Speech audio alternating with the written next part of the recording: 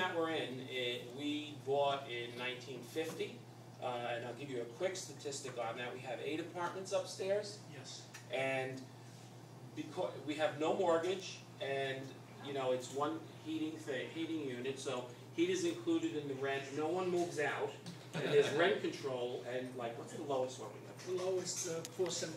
$475 to have a heated apartment in Hoboken. We're the only building in Hoboken. You gotta stand on the line. The only building in Hoboken that loses money without a mortgage.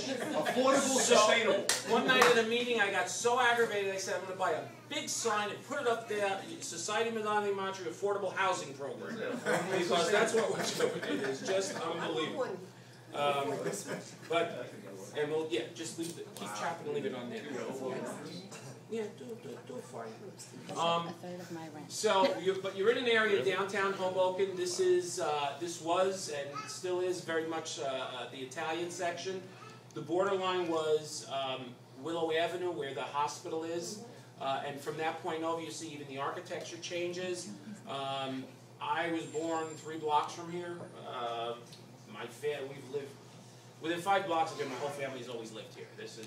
We're in an area where there's a lot of Italian clubs, and some legit, some not legit, and so we ask that no one use soprano speak in the club here, as every now and then we see the FBI pulling people out in their underwear out of the houses and taking them in. And that's no joke, that goes on all the time, so we don't fool around about that stuff.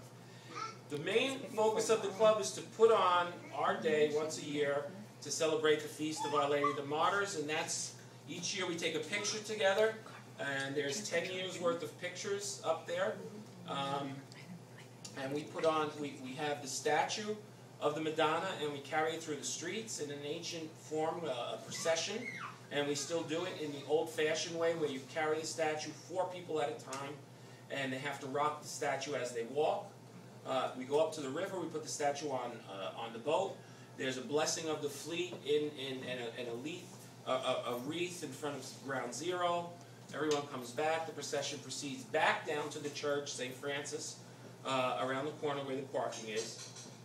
This has been going on here for 83 years, and it goes back to 1399 in Moffett, the body. And it goes back to the Crusades, actually. There was a hospital.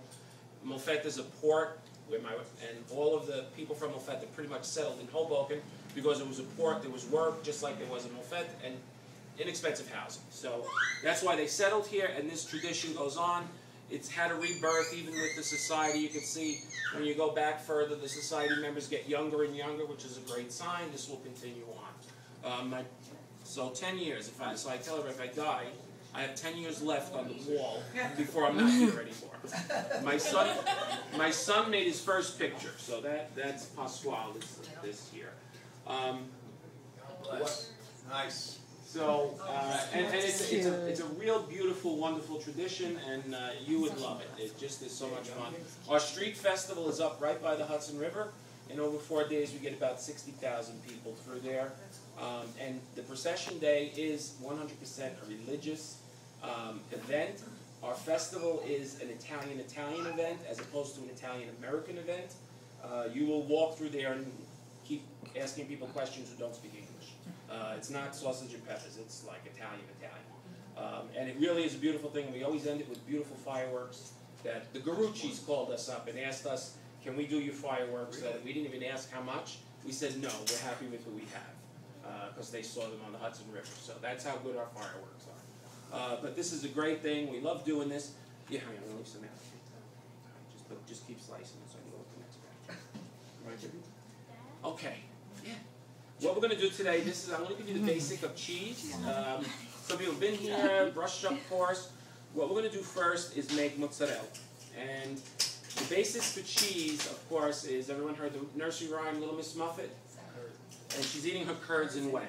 We're going to make curds and whey today. I'm going to show you how to do that after we make the mozzarella. With the curds and whey, you take the curd, and that's what we have here.